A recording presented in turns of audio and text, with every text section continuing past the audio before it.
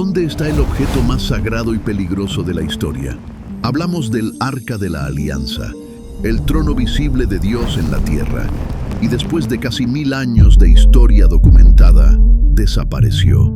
Sin explicación, sin rastro, sin un solo versículo en la Biblia que diga a dónde fue. Hoy vamos a hacer algo que nunca se ha hecho. Vamos a trazar el mapa definitivo del Arca de la Alianza. Vamos a seguir su recorrido desde el lugar exacto donde fue construida hasta el momento en que desapareció. Cada punto exacto donde la presencia de Dios tocó la tierra, marcado sobre el mapa. Y lo que vas a descubrir es que este recorrido no es aleatorio. Hay un patrón. 4 hombres la cargaron sobre sus hombros durante 40 años, seguidos por un desierto sin sombra. Viajó más de 600 kilómetros a lo largo de 800 años, y donde llegaba, algo extraordinario sucedía. Mataba a quien la tocaba con irreverencia, humillaba a dioses paganos, detenía ríos, derribaba murallas, y desató plagas sobre una de las civilizaciones más poderosas de su época, hasta que un día, sin aviso, dejó de existir en el registro de la historia. ¿Qué era realmente esta caja? ¿Qué había dentro? ¿Por qué mataba a quien la tocaba? Todo comenzó aquí, en el monte Sinaí. Moisés llevaba 40 días en la cima de la montaña. 40 días sin comer, sin beber, envuelto en la nube que cubre la montaña como un fuego que no se apaga. El pueblo lo esperaba abajo, aterrorizado, y allí arriba Dios no le entrega solamente una ley, le entrega los planos de construcción más detallados que Dios haya dictado jamás, planos para un objeto que cambiaría la historia del mundo. El Arca de la Alianza. Las dimensiones eran exactas: 111 centímetros de largo, 67 de ancho, 67 de alto. Dios dio una proporción de 5:3:3, matemáticamente perfecta. Cuando Moisés baja de la montaña con las tablas de piedra escritas y regresa al campamento, hay un hombre esperando. Se llama Bezalel, y lo que la Escritura dice de él es extraordinario, porque el texto no dice que Bezalel era el mejor artesano de Israel. Dice que Dios lo llenó de su espíritu, le dio sabiduría, inteligencia y conocimiento en todo tipo de artesanía. Esto es fascinante. El Espíritu de Dios descendió sobre este hombre no para profetizar, no para predicar, sino para trabajar con sus manos.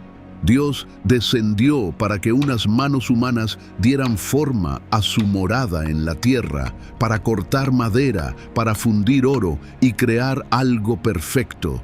Bezalel comienza a construir, pero no trabaja solo. Lo acompaña Aholiab, de la tribu de Dan, y un equipo de artesanos que la Biblia dice que también fueron dotados de sabiduría para la obra. Pero es Bezalel quien recibe las instrucciones directas. Es Bezalel quien ve en su mente lo que nadie ha visto antes.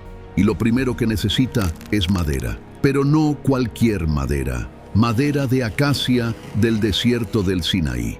Si nunca has visto acacia del Sinaí, necesitas saber algo. Es una de las maderas más duras que existen en la naturaleza, tan densa que los insectos no pueden penetrarla. Bezalel tomó esa madera y construyó un cofre con las dimensiones exactas, y luego lo cubrió en oro puro. Pero no solo por fuera, por dentro también. Oro por dentro, oro por fuera, y en medio, esa madera indestructible.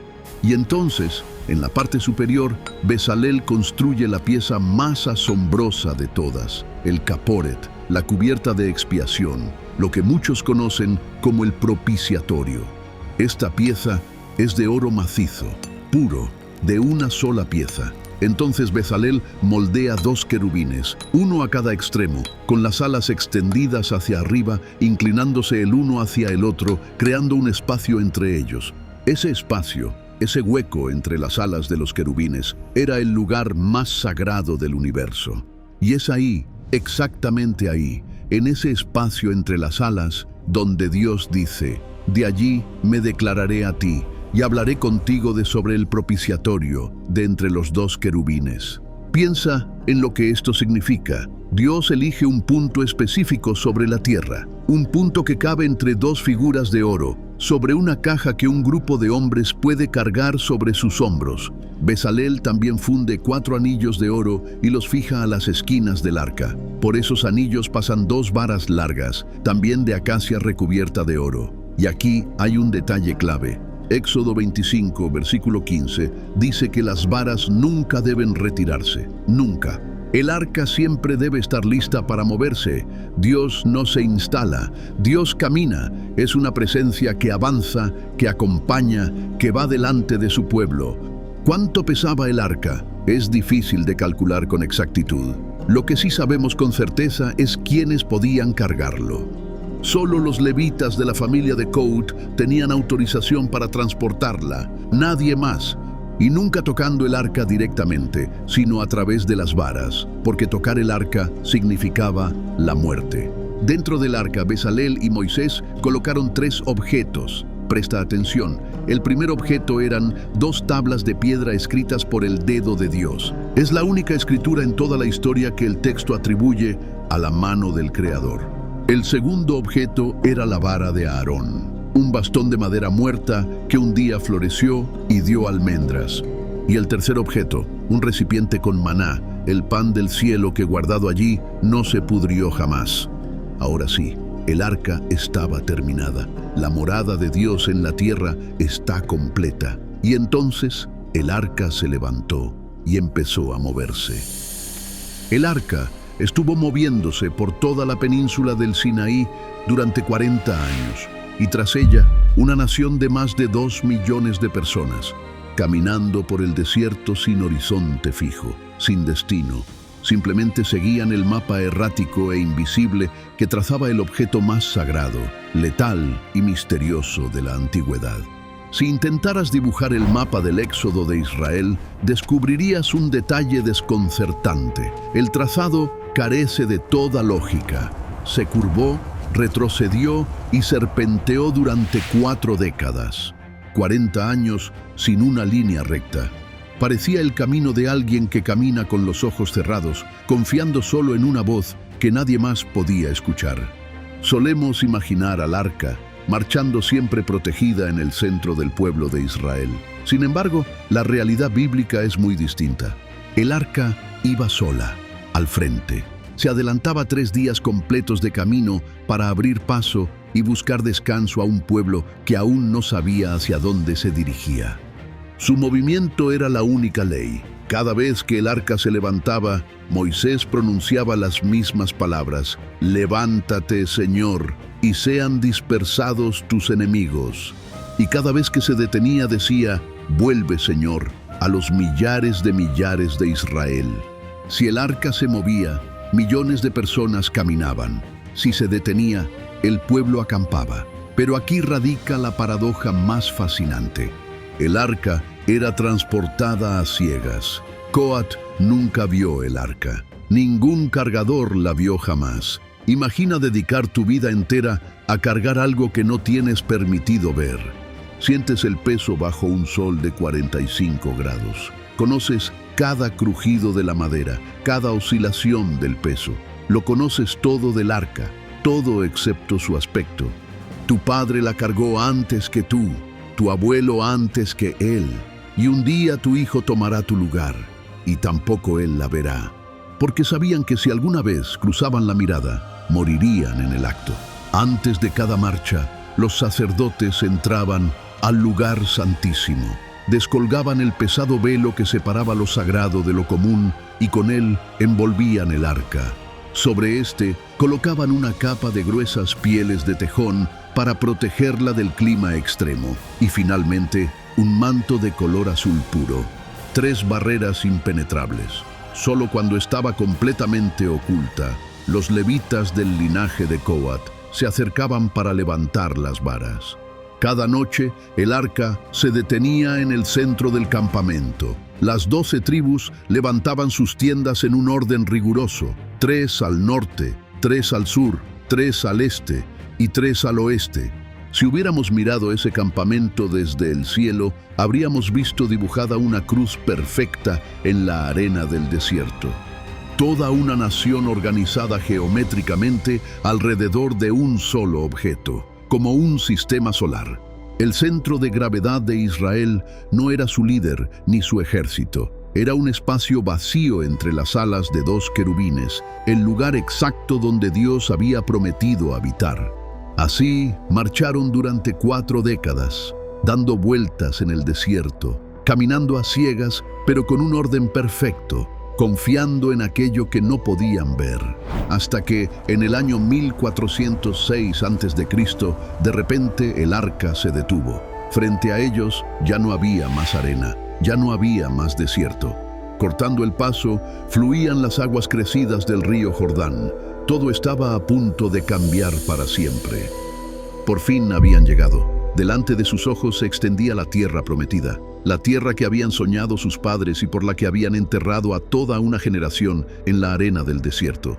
Pero el momento no podía ser peor. Moisés había muerto, estaban solos, y frente a ellos ruge el río Jordán, embravecido y desbordado. El Jordán estaba en su punto máximo de crecida, una masa turbia, violenta y mortal.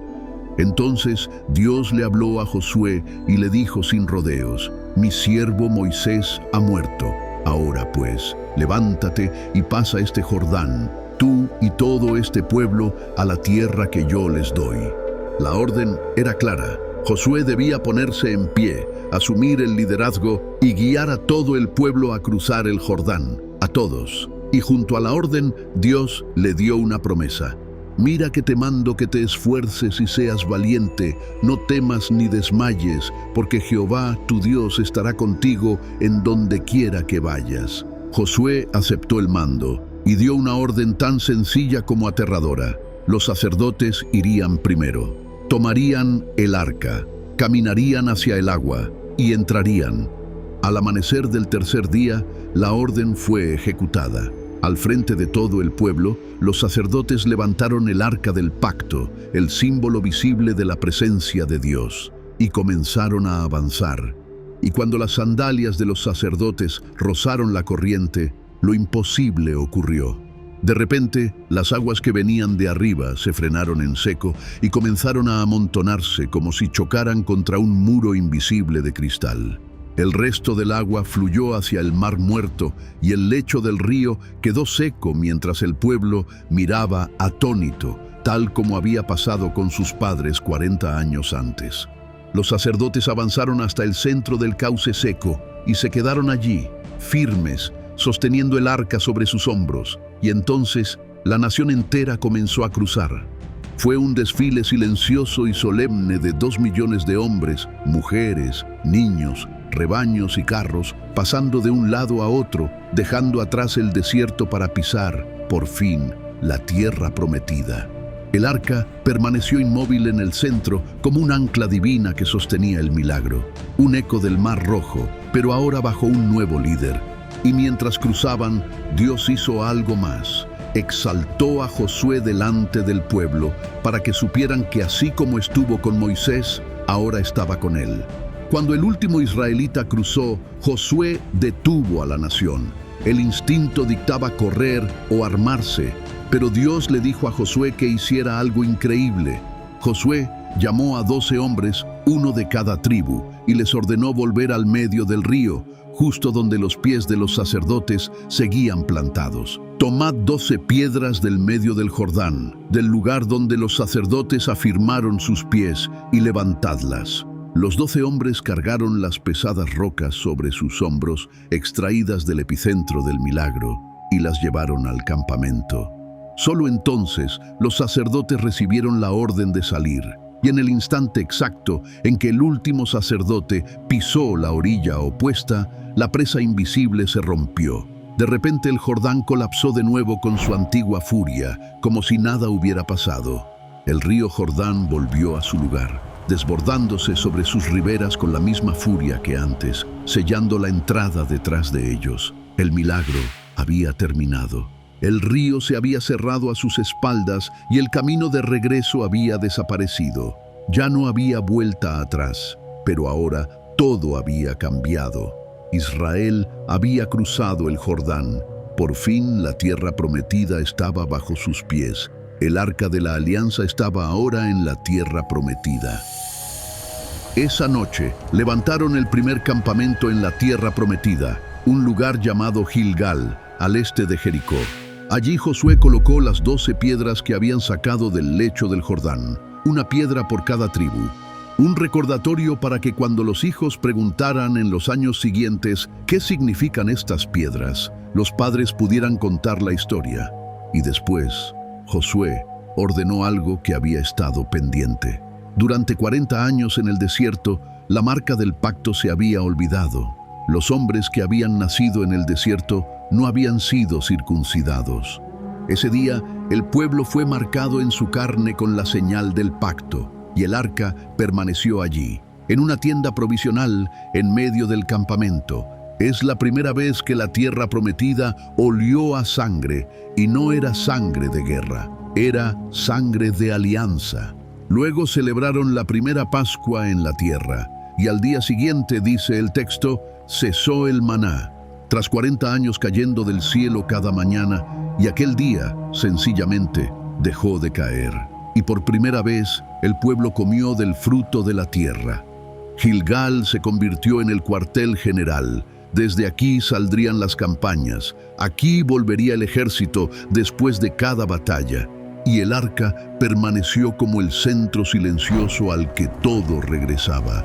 Desde Gilgal, el arca se puso en marcha hacia su primer enemigo, Jericó. Jericó es la ciudad más antigua del mundo. Miles de años levantándose sobre el mismo lugar, capa sobre capa, civilización sobre civilización. Cuando Josué la miró desde la llanura, ya era una ciudad vieja. Pero para entrar a la tierra prometida, había que atravesar Jericó, y Jericó no se iba a rendir sin pelea. Sus murallas eran una obra de ingeniería militar sin igual en su tiempo. Los arqueólogos que han excavado el Tel de Jericó han confirmado lo que cuenta la Biblia. La ciudad estaba rodeada por un doble anillo defensivo, una muralla exterior y a una distancia calculada, una muralla interior, y entre ambas un talud inclinado de piedra hacía prácticamente imposible escalarlas bajo el fuego defensivo. Jericó era una fortaleza, y Josué no tenía máquinas de asedio, ni siquiera tenía ejército. Lo único que tenía era el arca. Entonces Dios le habló a Josué y le dio una orden que ningún general en la historia había recibido jamás. Rodearéis pues la ciudad todos los hombres de guerra, yendo alrededor de la ciudad una vez, y esto haréis durante 6 días. El plan era marchar, no atacar, solo una marcha silenciosa alrededor de las murallas. Al frente iban 7 sacerdotes con trompetas de cuerno de carnero. Detrás, el arca del pacto, sostenida en los hombros de los levitas, y detrás del arca, el ejército entero de Israel. 6 días marcharon, una vuelta por día, en silencio absoluto. Solo se oía el sonido de las sandalias sobre la tierra seca y el distante lamento de las trompetas. Los habitantes de Jericó miraban desde lo alto de los muros, día tras día, sin entender nada, sin saber que el cerco silencioso de su muerte ya los estaba rodeando. Al 7º día, la instrucción cambió. Esa mañana, antes del amanecer, comenzaron a marchar y dieron una vuelta y otra y otra. 7 veces rodearon la ciudad. Al terminar la 7ª vuelta, los sacerdotes tocaron las trompetas con todo el aire de sus pulmones. De repente el pueblo lanzó un grito y las murallas de Jericó cayeron, pero cayeron hacia adentro como si una mano invisible las hubiera empujado desde fuera. Los arqueólogos han encontrado las murallas derrumbadas hacia el interior, formando una rampa natural por donde los atacantes pudieron entrar sin escalar un solo metro. Y el arca, testigo silencioso en el centro de la procesión, había derribado la primera ciudad fortificada de la tierra prometida sin que un solo soldado tocara sus piedras. Desde aquella mañana, el arca dejó de ser un símbolo. Se convirtió en lo que el pueblo sospechaba, pero ninguna nación quería creer, en un arma. Y con esa arma sobre sus hombros, Israel comenzó la conquista de Canaán. Después de Jericó, Josué sintió lo que sienten todos los ejércitos cuando ganan una gran victoria: invencibilidad. La siguiente ciudad del itinerario era Jai, una plaza pequeña, mal defendida, construida sobre una colina modesta a unos 20 kilómetros al oeste. Los espías que Josué envió regresaron con un informe casi burlón: no suba todo el pueblo, suban como 2,000 o 3,000 hombres y tomarán a Jai. No canses a todo el pueblo allí, porque son pocos. 3,000 hombres salieron contra Jai, y los 3,000 hombres fueron derrotados. 36 hombres murieron en una emboscada absurda, y el ejército entero retrocedió aterrado hacia el campamento. Josué rasgó sus vestiduras, cayó de rostro delante del arca hasta que cayó la noche, preguntando a Dios por qué los había abandonado. Y Dios respondió con una frase escalofriante: Israel ha pecado, han violado mi pacto, han tomado del anatema. Un hombre llamado Acán había robado una capa babilónica, 200 siclos de plata y una barra de oro del botín de Jericó que debía ser consagrado a Dios. Y lo escondió todo bajo su tienda sin que nadie lo viera, excepto el arca. Aquí está la lección más importante y la más incómoda. El arca no era un amuleto mágico, no era un talismán que garantizara la victoria solo por estar presente. El arca era el trono de un Dios santo, y Dios solo habitaba entre un pueblo santo. Cuando el pueblo caminaba en obediencia, las murallas caían solas, pero cuando un solo hombre pecaba, todo el pueblo perdía la bendición. Josué convocó a todo Israel, tribu por tribu, familia por familia, hombre por hombre, hasta que el dedo señaló a Acán. Acán confesó. Sacaron el botín escondido, y el pueblo entero lo apedreó en el valle, que desde entonces se llamó Acor. Solo entonces, con el pecado removido, Josué pudo volver a Jai, esta vez con 30,000 hombres, con una estrategia dada por Dios y con el arca limpia de la traición interior. La victoria fue total. Ai cayó en este segundo intento, pero en vez de celebrarlo, Josué guió a todo el pueblo al valle de Siquem. Allí, cumpliendo una orden que Moisés había dado décadas atrás, construyó un altar, escribió una copia de la ley y la leyó en voz alta para que todos la escucharan. La lección había sido aprendida de la forma más dura. La presencia de Dios no se puede manipular, no se puede usar ni instrumentalizar. La presencia de Dios se honra. La conquista de la tierra prometida no dependía de la fuerza de sus espadas, sino de la pureza de sus corazones y su obediencia a Dios. La noticia de la caída de Jericó y Jai se extendió como un incendio. Las victorias de Israel sembraron el miedo y los reyes cananeos, antiguos rivales, forjaron una alianza desesperada para aniquilar a Israel. 5 reyes amorreos del sur formaron una coalición urgente y decidieron atacar primero al eslabón más débil, una ciudad llamada Gabaón, que en secreto había hecho pacto de paz con Josué. Los gabaonitas enviaron un mensaje desesperado al campamento de Josué en Gilgal, y Josué hizo lo que nadie esperaba. Tomó al ejército entero, con el arca al frente, y marchó durante toda la noche, 30 kilómetros de subida en silencio bajo las estrellas. Al amanecer, los 5 ejércitos amorreos se despertaron rodeados. La batalla fue brutal. Dios envió granizo del cielo sobre los enemigos en fuga, y el texto bíblico dice algo extraordinario. Murieron más amorreos por las piedras de granizo que por las espadas de Israel, pero el día avanzaba. Y Josué sabía que si caía la noche antes de terminar la batalla, los reyes amorreos se dispersarían por los valles y la victoria quedaría incompleta. Entonces Josué hizo algo que ningún hombre antes ni después ha hecho. Le dio una orden al sol, no una súplica, no un ruego, una orden. Sol, detente en Gabaón, y tú, luna, en el valle de Ajalón. Y delante del arca, que reposaba sobre los hombros de los sacerdotes en medio del campo de batalla, ocurrió lo imposible. El sol se detuvo. El sol se detuvo en medio del cielo, y no se apresuró a ponerse casi un día entero. Y no hubo día como aquel. ni antes ni después de él, habiendo atendido Jehová a la voz de un hombre. Aquel día, la rotación de la tierra escuchó la voz de un hombre que hablaba delante del arca. Los 5 reyes amorreos fueron capturados ese mismo día. Sin embargo, la victoria en el sur no trajo la paz, despertó a una bestia más grande. Desde Jericó, el arca recorrió el corazón de Canaán durante casi una década. Betel, Jai, Hebrón, los valles de Ajalón. Por donde pasaba, las ciudades caían y las tribus se asentaban, pero el arca de Dios no podía vivir eternamente en una tienda de campaña. Tarde o temprano tenía que detenerse, y el lugar elegido fue Silo. Silo está ubicada a unos 30 kilómetros al norte de la actual Jerusalén, sobre una colina modesta, en el territorio asignado a la tribu de Efraín. Un lugar estratégicamente centrado, pero sin importancia política. Josué eligió Silo por una razón sencilla. Estaba en el centro geográfico exacto de las 12 tribus. Un punto equidistante donde cada tribu podría subir a adorar sin envidias. Allí levantaron el tabernáculo definitivo. No una tienda improvisada del desierto, sino una estructura sólida, semipermanente, con patios y vigas de piedra, una casa para el arca. Y allí, el arca permaneció durante casi 300 años.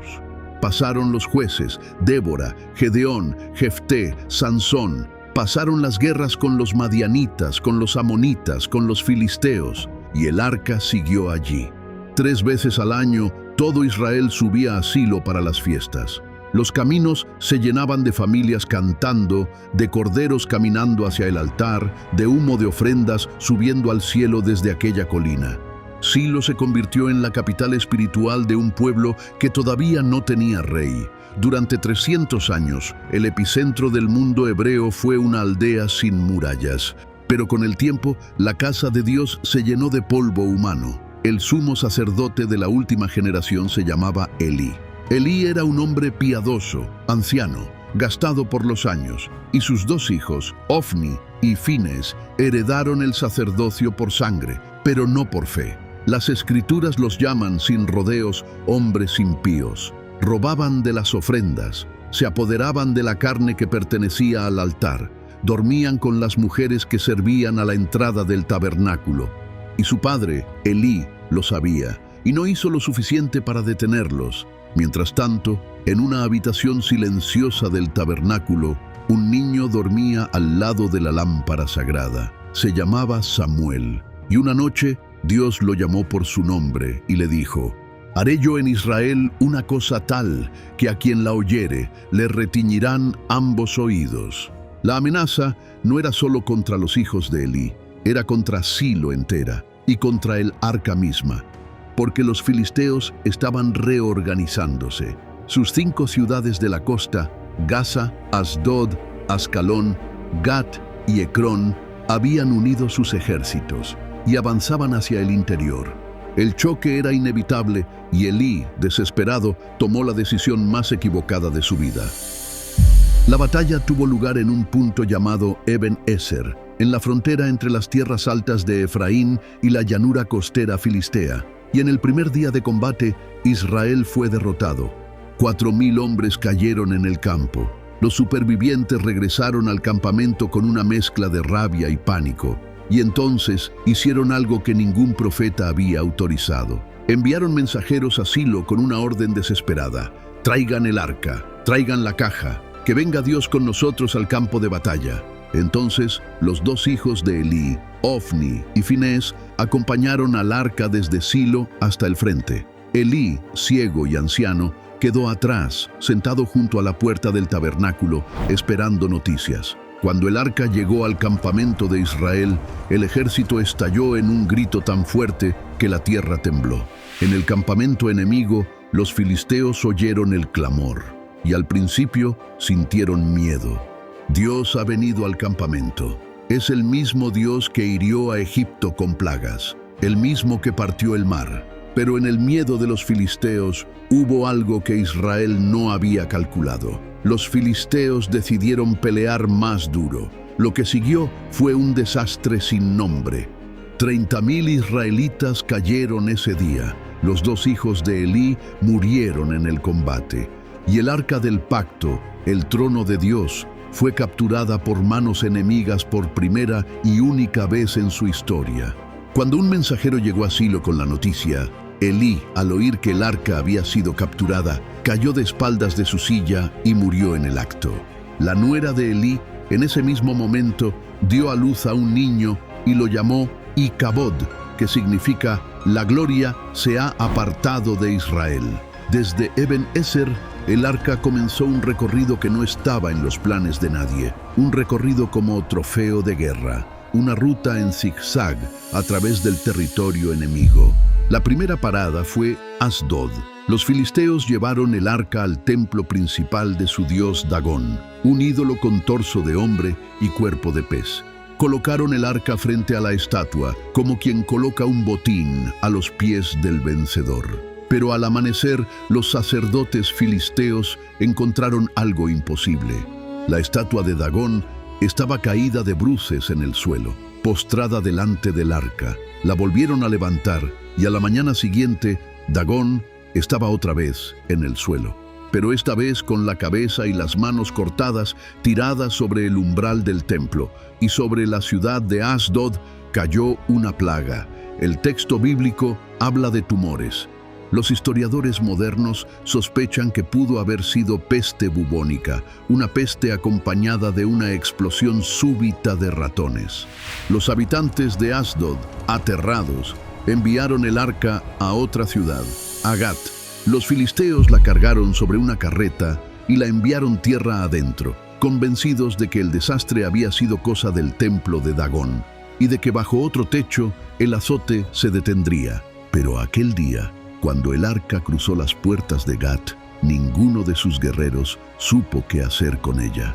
Y a las pocas horas, la misma plaga estalló con más fuerza que en Asdod. Soldados, ancianos y niños amanecieron cubiertos de úlceras. Millones de ratones aparecieron, devorando el trigo de los graneros, mientras la ciudad se vaciaba en silencio.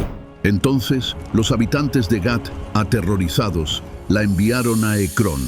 Los habitantes de Ecrón, al ver llegar la carreta con el arca, gritaron: «Nos han traído el arca del Dios de Israel para matarnos a nosotros y a nuestro pueblo». 7 meses duró aquel recorrido filisteo, 7 meses en que el arca humilló a los dioses, a las ciudades y a los ejércitos de sus captores sin que un solo soldado israelita interviniera. Entonces, los príncipes filisteos convocaron a sus sacerdotes y adivinos y les hicieron la pregunta que deberían haber hecho desde el principio: ¿cómo nos libramos de esta caja? La respuesta fue sorprendentemente humilde: devolvámosla, pero devolvámosla con honra. Construyeron una carreta nueva, ataron a ella 2 vacas lecheras que jamás habían llevado yugo, y cuyos terneros quedaron encerrados lejos para ver si las vacas obedecerían su instinto y regresarían a sus crías o si irían en dirección contraria. Colocaron el arca sobre la carreta. A su lado, un cofre con ofrendas de oro, 5 tumores y 5 ratones, 1 por cada ciudad filistea afectada. Y entonces soltaron a las vacas. Las vacas, mugiendo por sus crías, caminaron en línea recta hacia el territorio de Israel, con el cuello todavía volteado hacia sus becerros, pero incapaces de desobedecer a la mano invisible que conducía la carreta. El arca estaba volviendo a casa. La carreta con el arca llegó primero a Bet-Semes, un pueblo levítico en la frontera. Era época de cosecha y los campesinos segaban el trigo cuando levantaron la vista y vieron lo imposible: una carreta tirada por vacas sin dueño, con el arca del pacto sobre ella. Corrieron al campo, sacrificaron las vacas como ofrenda, usaron la madera de la carreta como leña del altar, y por un instante hubo alegría. Pero la alegría fue breve. Algunos hombres de Bet-Semes, movidos por la curiosidad, se atrevieron a abrir el arca y mirar dentro, y murieron en el acto. 70 hombres. El mensaje fue inequívoco. El arca no era un trofeo curioso, era el trono del Dios vivo. Y mirar dentro, aun con buena intención, era morir. Los habitantes de Bet-Semes, aterrados, enviaron un mensaje a la ciudad vecina. Nadie quería responsabilizarse de un objeto que acababa de matar a una multitud. Pero los habitantes de Kiriat Jearim aceptaron. Subieron a Bet-Semes, levantaron el arca con cuidado reverente y la llevaron colina arriba hasta una casa al borde del pueblo. Y allí se quedó el arca. Y empezaron a pasar los años. 5, 10, 15, 20. Israel cambió durante ese silencio. El profeta Samuel envejeció. Saúl fue ungido como el primer rey. Pasaron las campañas contra los amonitas, contra los amalecitas, contra los filisteos. Pasó el desgarramiento entre Saúl y el joven David, las cuevas del desierto, la muerte de Saúl en el monte Gilboa. Y durante todo aquel tiempo, el arca permaneció olvidada, en una casa particular de un pueblo rural, cubierta de polvo. Un hijo de Abinadab, llamado Eleazar, fue consagrado para cuidarla, pero el tabernáculo sin arca seguía funcionando en otro lugar, primero en Nob, después en Gabaón, como un cuerpo sin corazón. El pueblo tenía rey, pero Dios vivía en una casa prestada. 20 años duró aquel exilio silencioso, hasta que un nuevo rey subió al trono. Se llamaba David, y no iba a dejar el arca allí un día más. David acababa de conquistar Jerusalén, la había arrancado de manos jebuseas y había convertido la vieja fortaleza de Sión en su nueva capital política. Pero David sabía que una capital sin Dios no es capital, es solo un palacio. Entonces tomó una decisión que ninguno de los jueces ni el rey Saúl habían tomado en casi un siglo: traer el arca a Jerusalén. Convocó a 30,000 hombres escogidos de todo Israel y marchó con ellos hasta Kiriat Jearim. Desde allí subieron el arca sobre una carreta nueva, tirada por bueyes, y comenzaron la procesión hacia la nueva capital. David bailaba delante del arca, el pueblo cantaba. Sonaban cítaras, arpas, tamboriles, panderos y címbalos. Parecía la mañana más gloriosa de su reinado, hasta que llegaron a la era de Nacón. En el camino, de repente los bueyes tropezaron, y un hombre llamado Usa, que caminaba al lado del arca, extendió el brazo para sujetarla y que no cayera, y cayó muerto en el acto. La música se detuvo, el baile se detuvo, todo el desfile se congeló en el polvo del camino. David miró aterrorizado el cuerpo de Usa a los pies del arca, y no se atrevió a continuar. Mandó desviar la carreta a la casa de un hombre llamado Obed-Edom el Geteo, que vivía a un lado del camino, y allí dejó el arca. 3 meses. Y en esos 3 meses algo cambió. La casa de Obed-Edom se llenó de bendición. Sus rebaños se multiplicaron. Sus hijos prosperaron. Todo el mundo en Jerusalén supo que el arca no era maldición, era bendición, pero bendición manejada con el respeto adecuado. Entonces David volvió, pero esta vez con sacerdotes, con el linaje correcto de los coatitas, con las varas sobre los hombros, con el orden exacto que Dios había establecido en el monte Sinaí 600 años antes. Cada 6 pasos, David se detenía para sacrificar un buey y un carnero engordado. El desfile completo avanzaba al ritmo de la sangre, cientos de ofrendas durante el trayecto. Y David, vestido solo con un efod de lino, bailaba delante del arca con toda su fuerza. Así entró el arca en Jerusalén, no con la soberbia de un trofeo, no con la inercia de una carreta, sino con el temor y el gozo de un pueblo que había recordado, por fin, cómo cargar la presencia de Dios. David plantó una tienda en lo alto de la ciudad de David y allí colocó el arca. Una tienda modesta, pero con el trono de Dios otra vez en el centro de su pueblo. David soñó toda su vida con construir una casa definitiva para el arca. Juntó oro, plata, bronce, hierro y madera de cedro sin medida. Preparó los planos, pero Dios le dijo que no sería él quien la construiría, sería su hijo, Salomón. Y en vez de frustrarse, David dedicó los últimos años de su vida a preparar algo que jamás vería terminado. Acumuló toneladas de oro y plata, organizó sacerdotes, músicos, Incluso trazó los planos con los mejores arquitectos, pero lo que Salomón construyó superó cualquier expectativa. Salomón escogió como lugar de construcción la colina más cargada de memoria espiritual de toda la región, el Monte Moriah, exactamente el mismo lugar donde 900 años antes Abraham había estado a punto de ofrecer a Isaac. Sobre esa roca expuesta, Salomón levantó el primer templo. La Biblia dice que el templo tardó 7 años en ser terminado, con más de 180,000 hombres trabajando además en absoluto silencio. Las piedras se labraban a kilómetros de distancia, se numeraban y llegaban al Moria ensambladas en silencio, para que en el lugar sagrado no se oyera ningún ruido. Finalmente, el templo se alzó sobre el horizonte de la ciudad. El templo no era inmenso comparado con los templos egipcios o mesopotámicos, apenas 30 metros de largo, 10 de ancho, 15 de alto. Pero la profundidad y el detalle eran de otro mundo. Las paredes, revestidas de cedro tallado con querubines, palmeras y flores abiertas. El suelo, de ciprés. Y sobre todo ello, una capa de oro puro que cubría cada centímetro, incluso los clavos. En el corazón del edificio había una habitación cúbica, 10 metros por 10 metros por 10 metros.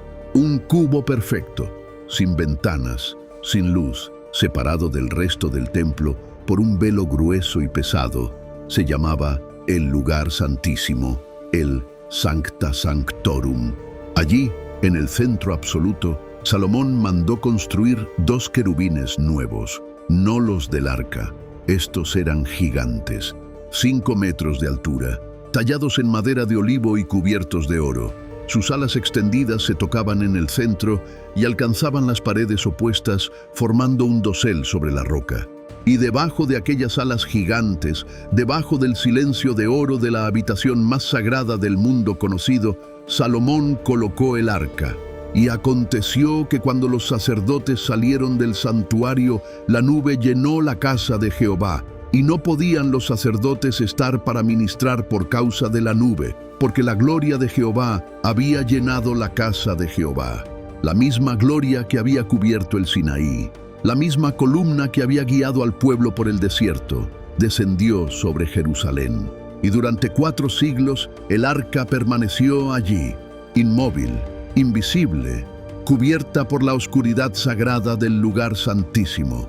Solo podía entrar una persona, una vez al año, el sumo sacerdote, en el día de la expiación, con una soga atada al tobillo por si moría dentro y con una nube de incienso tan densa que no pudiera ver el propiciatorio directamente.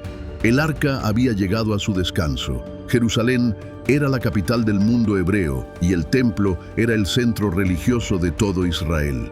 No existía otro lugar donde se permitiera ofrecer sacrificios a Dios, así que 3 veces al año toda la nación peregrinaba hasta allí. Y la presencia de Dios en la colina de Moria era el eje de la identidad nacional. Pero los siglos pasan y los reyes se corrompen. La idolatría echó raíces en el pueblo. La justicia se transformó en venganza. Israel había tocado fondo, había olvidado el templo. Y entonces Dios actuó. 4 siglos después de que Salomón colocara el arca en el lugar santísimo, Jerusalén vivía sus últimas horas. El ejército babilónico de Nabucodonosor rodeaba la ciudad por 3.ª vez. Los 2 asedios anteriores habían terminado con impuestos, rehenes y saqueos parciales, pero este iba a terminar con fuego. El asedio babilónico fue lento y cruel. Cercó la ciudad durante 18 meses hasta que el hambre se convirtió en desesperación. El profeta Jeremías caminaba por las calles anunciando lo inevitable. Jerusalén caería, el templo sería destruido, el pueblo sería llevado cautivo a Babilonia. Y nadie quiso escuchar. El rey Sedequías intentó huir una noche por una puerta lateral. Fue capturado cerca de Jericó, el mismo lugar donde Josué había comenzado la conquista 800 años antes. Lo llevaron ante Nabucodonosor, mataron a sus hijos delante de sus ojos y después le arrancaron los ojos, para que la última imagen de su vida fuera la muerte de su propia descendencia. Un mes después, el comandante babilónico Nabuzaradán entró en Jerusalén. Las murallas que habían protegido a Jerusalén durante generaciones terminaron cediendo, y cuando los babilonios entraron, no dejaron nada en pie. El templo de Salomón fue saqueado, incendiado y reducido a cenizas, y la Biblia describe con detalle todos los tesoros que se llevaron. Leemos absolutamente todo lo que se perdió ese día, con una frialdad de archivo notarial. Las columnas de bronce del templo, fundidas y llevadas a Babilonia. El mar de bronce, quebrado en pedazos. Las basas, los calderos, las palas, los cuchillos, los tazones, los candelabros de oro, las mesas, los recipientes, todo está registrado. Los escribas babilónicos eran meticulosos. Cada pieza tenía que ser contada, pesada y registrada. Era así como Babilonia humillaba a los dioses de las naciones conquistadas, escribiendo en arcilla el peso exacto de su derrota. Pero presta atención, porque en esta lista falta lo más importante, lo único importante. En la lista no aparece el Arca de la Alianza. El objeto más sagrado del templo no está registrado. El silencio es ensordecedor, porque si los babilonios hubieran encontrado el arca, lo habrían escrito. La habrían llevado a Babilonia como trofeo, como hicieron con todo lo demás. La habrían colocado en un templo, como hicieron los filisteos 5 siglos antes, pero no lo hicieron, porque no la encontraron. En algún momento entre la paz de Salomón y la última noche de Jerusalén, el arca desapareció, y aquí el mapa se detiene. El rastro que hemos seguido durante más de 800 años, desde el monte Sinaí hasta el monte Moria, se vuelve negro.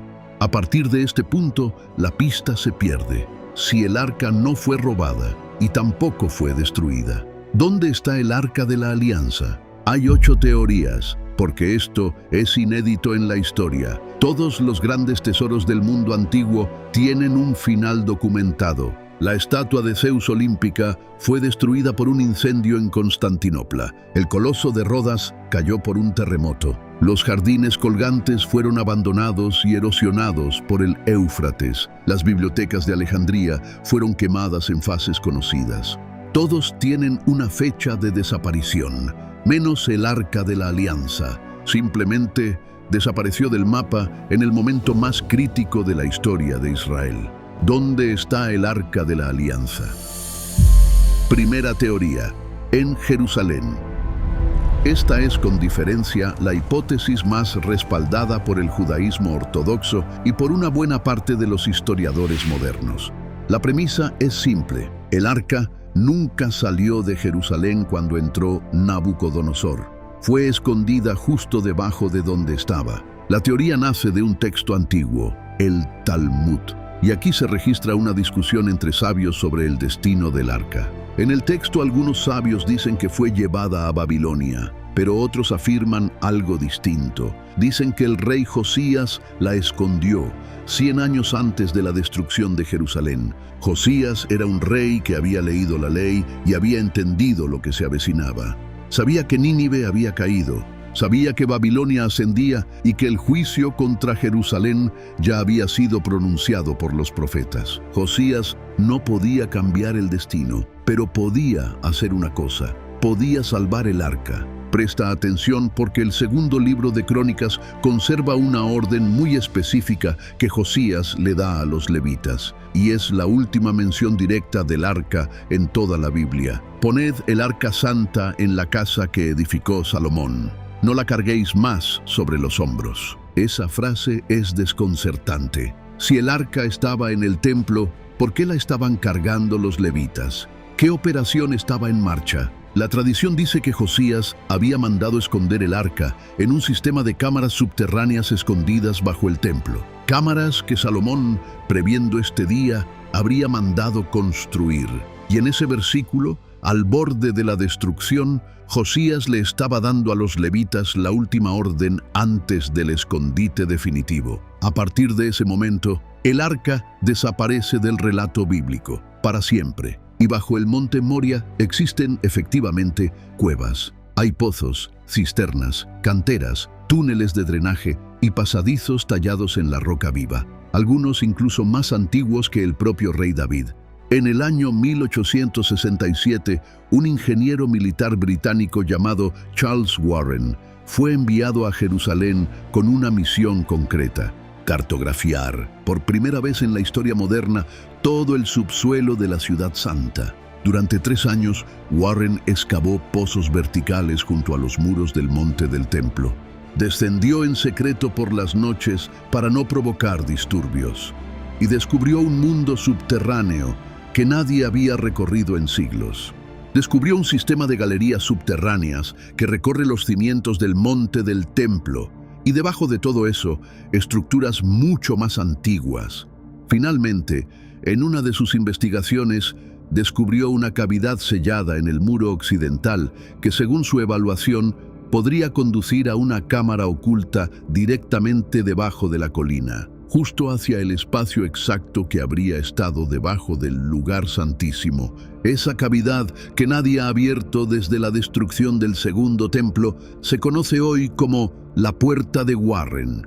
Y 100 años después, la leyenda tuvo su capítulo más extraordinario. Era 1981 y un grupo de rabinos, encabezados por el gran rabino Shlomo Goren y el rabino Yehuda Meir Getz, comenzó a excavar en secreto a lo largo del muro occidental, siguiendo los túneles antiguos bajo la explanada. Avanzaron metro a metro en la oscuridad, hasta que, según el testimonio posterior del rabino Getz, llegaron a una cámara sellada.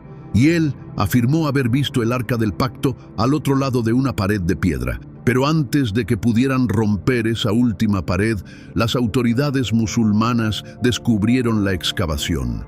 Se desataron enfrentamientos violentos en la explanada, y las autoridades israelíes, para evitar una guerra religiosa abierta, sellaron el túnel con bloques de cemento. Hoy, ese túnel sigue cerrado. La Puerta de Warren sigue detrás del cemento, el lugar donde podría estar el arca. Pero hay un problema, y no es arqueológico, es político. Encima de la roca donde Salomón plantó el arca, se encuentra ahora la Cúpula de la Roca, el tercer lugar más sagrado del Islam. Cualquier excavación bajo el monte del templo desencadenaría una crisis mundial. Y así, esta teoría queda allí, esperando el momento en que el mundo pueda soportar lo que podría encontrarse debajo. Mientras tanto, a pocos metros del Muro de los Lamentos, detrás de una pared de cemento, el objeto más sagrado de la antigüedad podría estar, literalmente, esperando en la oscuridad. Pero hay otra teoría sobre qué pasó con el arca. Segunda teoría: en el monte Nebo. Salimos de Jerusalén en llamas y nos dirigimos al este. Cruzamos el Jordán en sentido contrario al de Josué. Subimos por la llanura de Moab hasta una montaña solitaria de 830 metros de altura, el monte Nebo. Desde su cumbre, en un día claro, se ve Jericó, se ve el Mar Muerto, se ve el valle del Jordán y a lo lejos las colinas donde alguna vez estuvo el templo de Salomón. Aquí murió Moisés. Desde aquí miró la tierra prometida a la que nunca entraría. Y aquí, según una de las tradiciones más antiguas, el arca regresó para ser escondida. La fuente es el segundo libro de los Macabeos, un libro que no está en el canon hebreo, pero que fue considerado sagrado durante siglos y aún lo es por la Iglesia Católica. Y cuenta lo siguiente: antes de que los babilonios cruzaran las murallas de Jerusalén, el profeta Jeremías recibió una revelación divina. Tomó el arca, el tabernáculo y el altar del incienso, y lo sacó de la ciudad en secreto.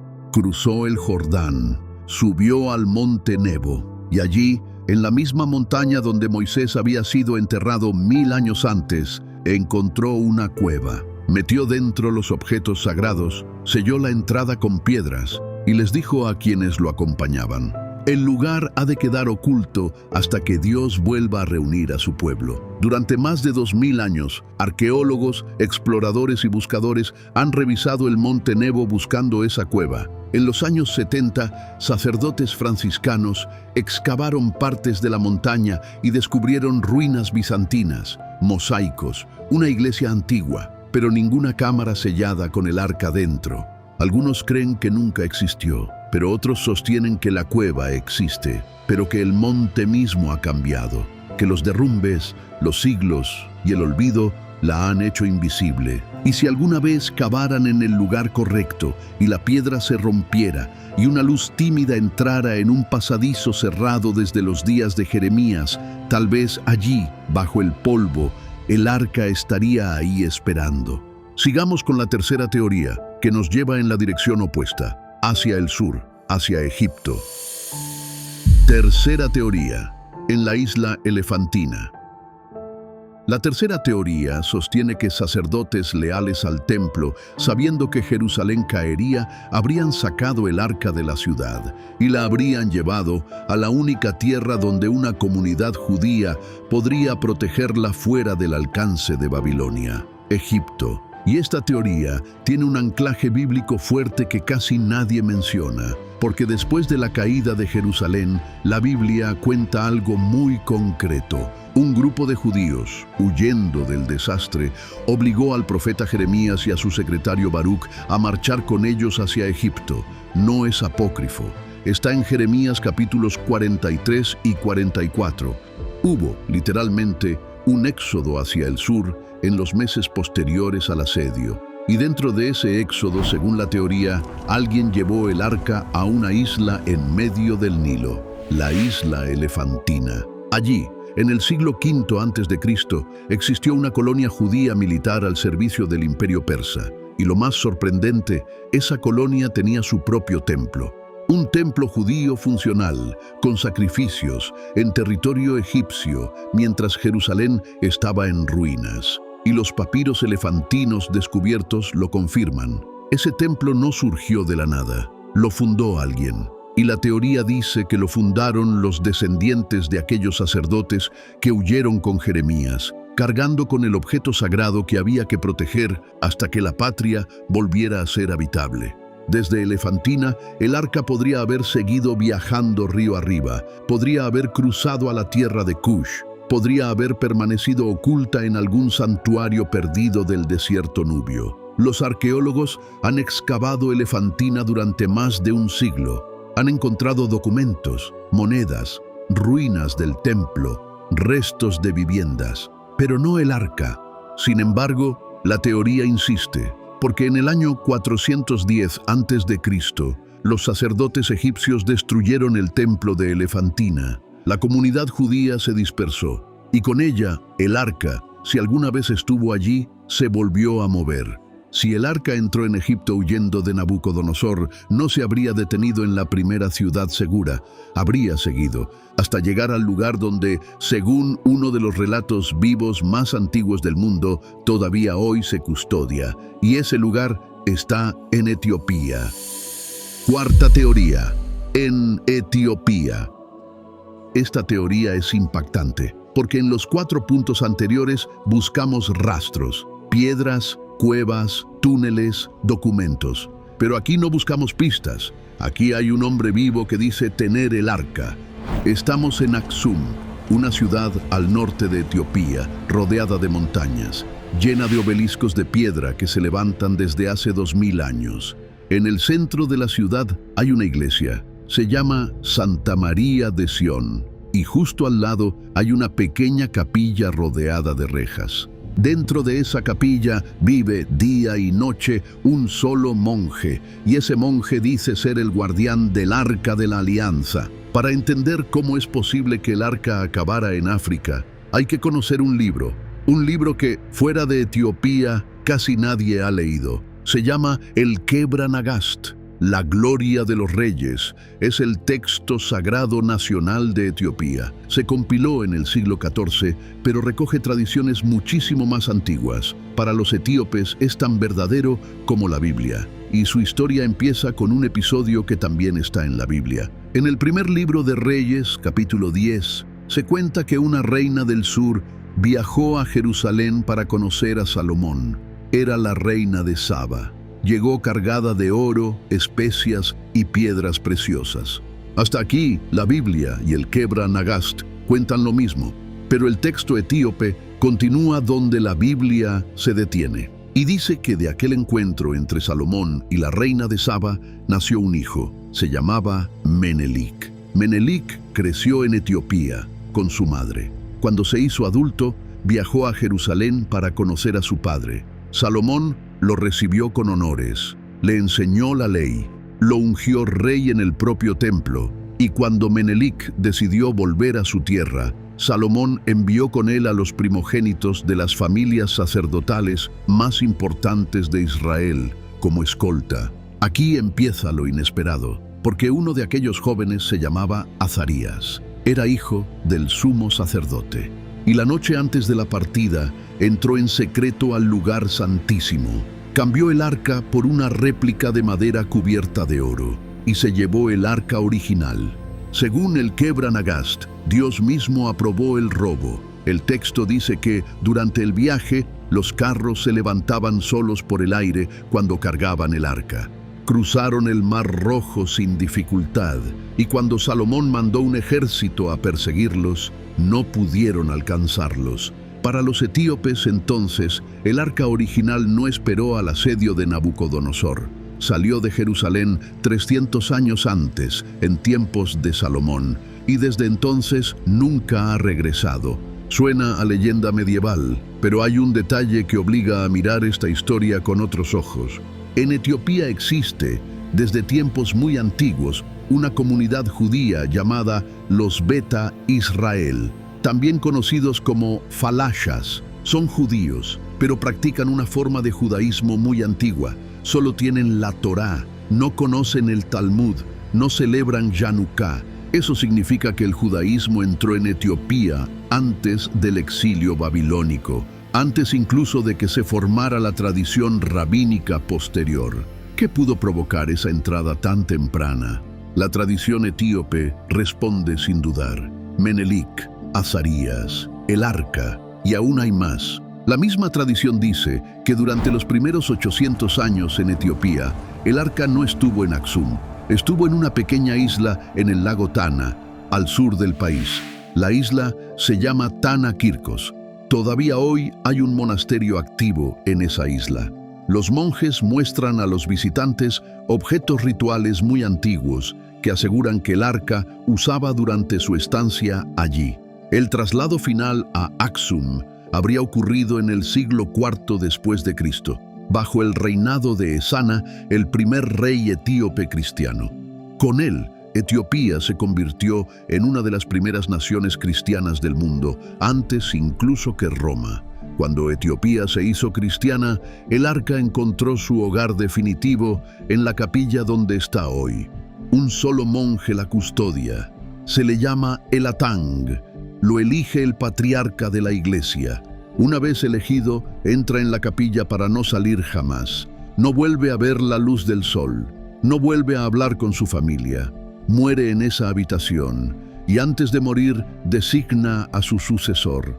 Nadie más la ve, ni el patriarca, ni los obispos, ni los emperadores cuando los hubo, ni los presidentes actuales. Una vez al año, en la fiesta de Timkat, que celebra el bautismo de Cristo, se sacan en procesión por todo el país unas réplicas del arca llamadas tabots. Cada iglesia etíope tiene su propio tabot. Sin él, no se considera iglesia, pero el original nunca se mueve. Y hay un episodio reciente que conviene recordar. En el año 2009, el patriarca de la Iglesia Ortodoxa etíope, Abune Paulos, convocó una rueda de prensa internacional y anunció al mundo que iba a revelar, por primera vez en la historia, el Arca del Pacto. El anuncio dio la vuelta al planeta, pero 24 horas después se retractó. sin explicaciones, sin disculpas, y no volvió a hablar del tema. Algunos dijeron que recibió presiones políticas, otros que los guardianes tradicionales lo vetaron, otros que él mismo se dio cuenta del peso de lo que estaba a punto de hacer. Periodistas y académicos llevan décadas intentando obtener respuestas. El monje habla a través de una reja, responde sobre la fe, sobre la liturgia, sobre su misión, pero nunca invita a entrar. Los escépticos dicen que no hay arca en Aksum, que es una leyenda, que es un símbolo, y faltan 4 teorías más. Quinta teoría, en Qumran. Nos movemos al este de Jerusalén, hacia el Mar Muerto. El lugar se llama Qumran, y aquí, en el año 1947, ocurrió uno de los descubrimientos más importantes de la historia. Un joven pastor beduino buscaba una cabra perdida entre los acantilados de piedra caliza. Para ver si el animal estaba escondido en una de las grietas, lanzó una piedra al interior de la cueva y de repente escuchó un ruido metálico y seco. Era el sonido de cerámica rompiéndose. Lo que encontró dentro dejó al mundo sin palabras. Al entrar, encontró varias vasijas de barro selladas. Y dentro había rollos de pergamino envueltos en lino. Habían estado allí intactos más de 2000 años. Este pastor acababa de descubrir los manuscritos del Mar Muerto. Manuscritos escondidos durante 2000 años por una comunidad judía del siglo I. Los esenios. La mayoría eran copias de todos los libros del Antiguo Testamento, escritos antes de Jesús y en su mismo tiempo. Pero uno de los rollos era distinto, un rollo que desafiaba toda lógica arqueológica. El conocido como rollo de cobre. Se encontró en 1952 en la Cueva 3, y este rollo era una lámina de cobre casi puro. Fue un descubrimiento desconcertante porque el cobre no se usaba para escribir. Era un material extremadamente costoso y difícil de grabar. El tiempo lo había oxidado tanto que era imposible desenrollarlo sin que se desintegrara. Así que fue enviado a Manchester y allí, con una sierra de precisión quirúrgica, lo cortaron en 23 tiras para poder leer su interior. Y cuando encajaron las piezas, descubrieron algo que impactó al mundo. No era un texto bíblico. Era el mapa del tesoro más grande de la historia de la humanidad. El rollo de cobre es en realidad una lista de 64 ubicaciones donde se escondieron 26 toneladas de oro y 65 toneladas de plata, además de incienso y vestiduras sagradas. Esta cantidad de riqueza es tan inmensa que los investigadores coinciden en que no podía pertenecer a la pequeña comunidad que vivía en Qumran. Todo apunta a que estamos ante el inventario real de los tesoros del segundo templo de Jerusalén, escondidos a toda prisa antes de que llegaran las legiones romanas. Muchos creen que, ante el avance imparable del ejército romano, los tesoreros del templo sacaron las reservas de oro de Jerusalén y las enterraron en el desierto. Y el rollo de cobre sería el registro oficial para que tras la guerra el pueblo pudiera recuperar su patrimonio. Por eso el texto describe con precisión las 64 ubicaciones, con instrucciones de lugares como túneles, cisternas y pozos profundos. Entonces la pregunta es, ¿seguían los tesoros del templo escondidos en esas ubicaciones? Muchos lo han intentado siguiendo el mapa, pero nadie lo ha encontrado hasta ahora. El tesoro sigue siendo uno de los mayores misterios sin resolver de la arqueología. El principal problema es que la topografía ha cambiado. Las referencias como el cuarto pozo o la entrada de la Cueva Blanca eran claras hace 2000 años, pero hoy, tras siglos de terremotos y erosión, esos puntos de referencia han desaparecido.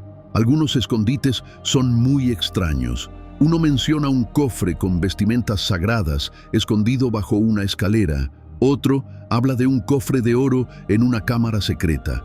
Y hay un último escondite, el más intrigante de todos. La frase original está en hebreo antiguo y los traductores todavía la discuten. Unos la leen como los vasos del tabernáculo, otros la leen como los objetos del primer santuario. Si esa segunda lectura es correcta, el rollo de cobre no estaría describiendo el tesoro del segundo templo, estaría describiendo el tesoro del primero, el templo de Salomón. Y entre esos objetos podría estar el arca. De los 64 escondites, menos de 5 se han identificado con certeza, y todos los que se han excavado estaban vacíos. Podría ser que los romanos llegaran antes y los saquearan, o que los sacerdotes movieron los tesoros a último momento, o incluso podría ser que los nombres del rollo sean un código cifrado para despistar a los ladrones. Nadie lo sabe. Pero puede que el Arca de la Alianza se encuentre escondida aún en una de estas 64 ubicaciones, esperando desde hace 2000 años a que alguien interprete el mapa del tesoro. Sexta teoría: en el Monte Calvario. Ninguna teoría sobre el arca ha generado tanta fascinación como la de un enfermero de Tennessee llamado Ron Wyatt. Wyatt no era arqueólogo, no tenía título en historia bíblica, no trabajaba para ninguna universidad, pero en los años 80 afirmó algo enorme. Afirmó haber encontrado el Arca de la Alianza y afirmó haberla encontrado en el lugar más imposible de todos, bajo el Monte Calvario. Era el año 1982 y, según su testimonio, Wyatt estaba excavando en una cantera al norte de las murallas de Jerusalén, muy cerca de un lugar que algunos consideran el verdadero sitio de la crucifixión de Jesús, la tumba del jardín, y encontró una grieta en la roca. Se metió por un túnel estrecho, descendió varios metros y llegó a una cámara oculta. Allí, dijo, vio objetos cubiertos por mantas de piel animal, secas por el tiempo. Entre ellos, la mesa del pan de la proposición, el candelabro de 7 brazos y en el centro, el Arca de la Alianza. Pero la parte más impactante de su testimonio no era el arca, era lo que había sobre el arca. Según Wyatt, una fisura en el techo de la cámara subía directamente hasta la superficie del Monte Calvario, hasta el agujero exacto donde había estado clavada la cruz de Cristo. Y por esa fisura, cuando Cristo murió y un soldado romano atravesó su costado con una lanza, la sangre de Jesús habría goteado 20 metros hacia abajo, hasta caer gota a gota sobre el propiciatorio del arca, cumpliendo literalmente el rito del Yom Kippur, cerrando en piedra y en sangre el pacto antiguo con el pacto nuevo. Wyatt afirmó haber hecho fotografías, afirmó haber extraído muestras de la sangre, afirmó haber enviado esas muestras a un laboratorio y que el análisis reveló algo imposible, que la sangre estaba viva, que contenía cromosomas de una sola línea masculina sin contribución genética femenina. Pero la comunidad arqueológica rechazó todo. Ningún laboratorio independiente confirmó los análisis. Wyatt nunca presentó las fotografías originales. Las muestras nunca fueron examinadas por instituciones académicas y la cámara que describió nunca ha podido ser localizada por ningún otro explorador. Sin embargo, en muchos círculos cristianos, la historia de Ron Wyatt se propagó como fuego. Libros, vídeos, conferencias, millones de personas en el mundo han oído alguna versión de este relato. Los escépticos dicen que Wyatt era un fraude, un autor que fabricó una historia perfecta para vender libros y organizar tours. Los creyentes dicen que descubrió algo tan sagrado que el mundo oficial no está preparado para reconocer. La cantera sigue allí, la grieta en la roca sigue allí, el Monte Calvario sigue allí. Y debajo, si Wyatt tenía razón, el objeto más sagrado del Antiguo Testamento y la sangre más sagrada del Nuevo Testamento estarían tocándose en la oscuridad, cerrando, con un silencio literal, la historia completa de la redención. Pero nadie ha vuelto a entrar en esa cámara, o al menos nadie que haya salido vivo para contarlo. Hay una última teoría geográfica, la más improbable, y también la más novelesca. Séptima teoría: los templarios.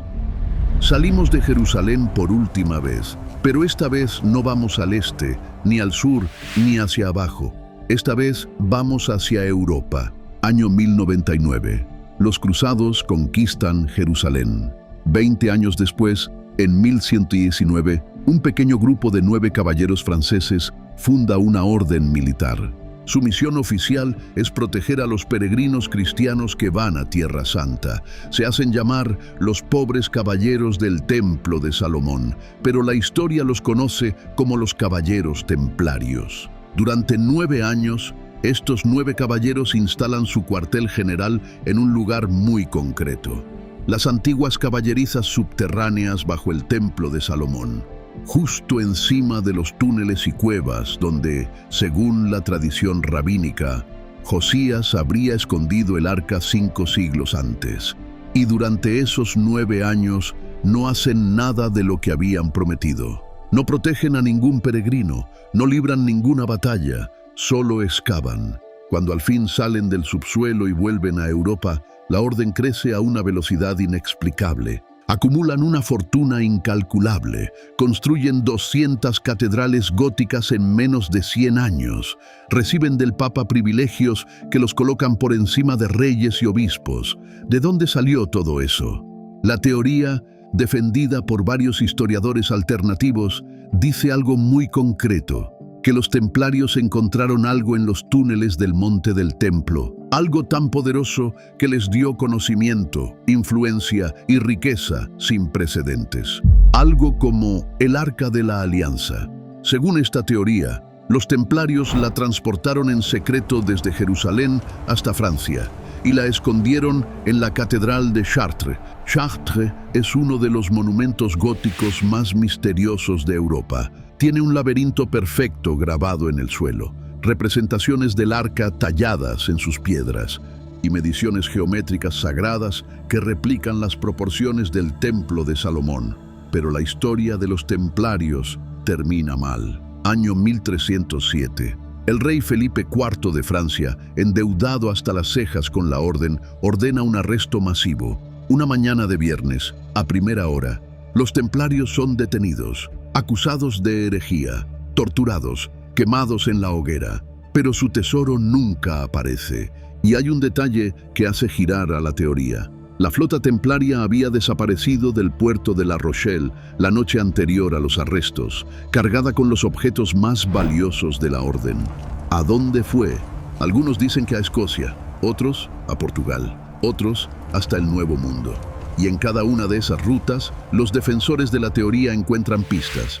Un símbolo tallado en la capilla de Roslin, en Escocia, una leyenda de una isla en Nueva Escocia, un escondite bajo la iglesia templaria de Tomar, en Portugal. La mayoría de los historiadores profesionales considera todo esto novela, no historia. No hay un solo documento templario que mencione el arca, ni un solo cronista medieval que describa su traslado.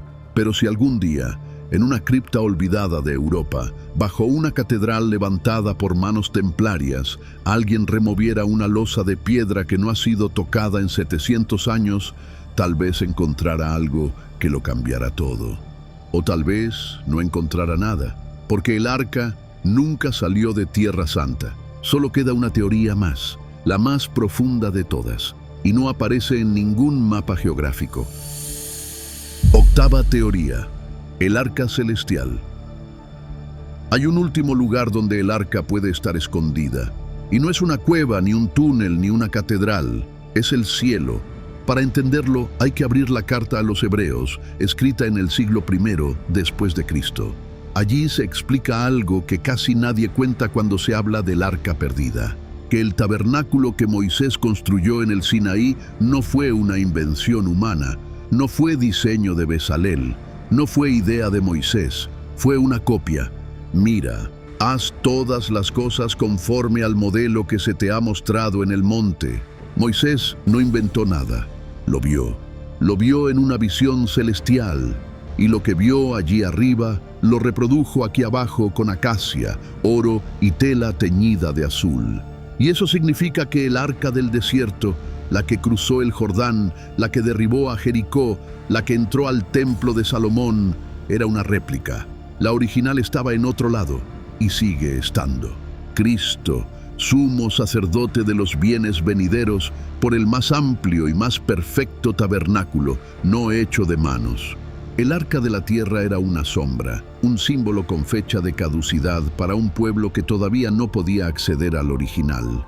Por eso, cuando llegó el momento, la copia dejó de ser necesaria. Por eso desapareció sin explicación. Por eso no aparece en ninguna lista babilónica. Por eso Jeremías profetizó que nadie la echaría de menos. Porque cuando llega el original, la copia se retira. Y el original llegó. El día en que Jesús de Nazaret murió en una cruz en las afueras de Jerusalén, pasó algo que ningún historiador ha podido explicar. Dentro del templo, a cientos de metros de la cruz, el velo que separaba el lugar santísimo se rasgó. Y he aquí, el velo del templo se rasgó en dos, de arriba abajo.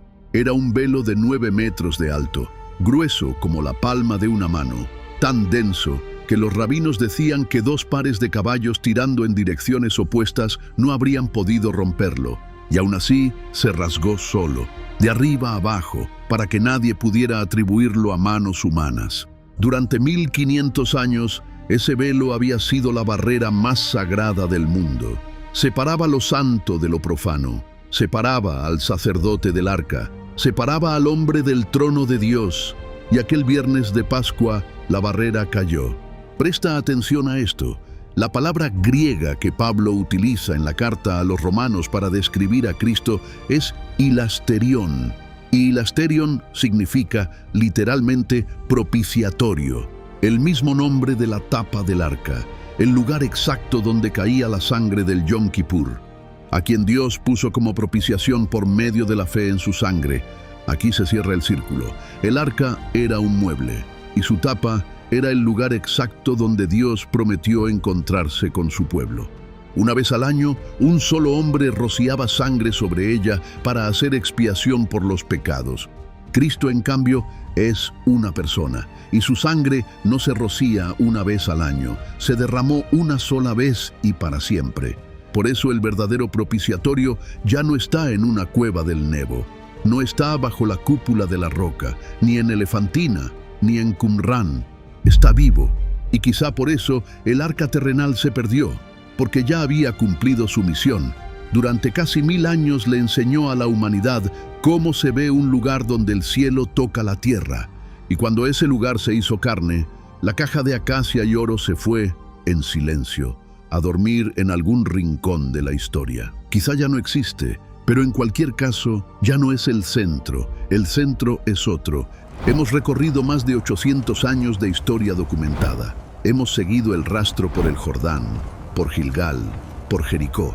Y después hemos buscado por los túneles del monte del templo, por las tierras altas de Etiopía. 8 lugares donde el objeto más sagrado de la historia podría estar esperando. Bajo la cúpula de la roca, en uno de los escondites cifrados del rollo de cobre, en una cripta templaria en Europa. Antes de seguir, quiero preguntarte a ti, ¿dónde crees tú que está el Arca de la Alianza? ¿Cuál de estas 8 teorías te parece la más probable? Escríbelo en los comentarios. Queremos leerte, porque detrás de cada teoría hay una convicción distinta sobre cómo actúa Dios en la historia. Y cuál elijas, dice algo de ti. Te leemos abajo. Pero después de todo este recorrido, la conclusión es sorprendentemente simple. El arca nunca fue el objetivo. Durante casi un milenio, el objeto más sagrado de la antigüedad caminó con un pueblo por el mundo. Detuvo ríos, derribó murallas, humilló ídolos, cobró vidas, bendijo casas y detuvo el sol. Pero nada de eso era el fin. Todo era un entrenamiento, un aprendizaje gigantesco, nacional, multigeneracional, para que la humanidad aprendiera una sola verdad, que Dios quiere habitar con los hombres, y esa es la verdad más grande de toda esta historia.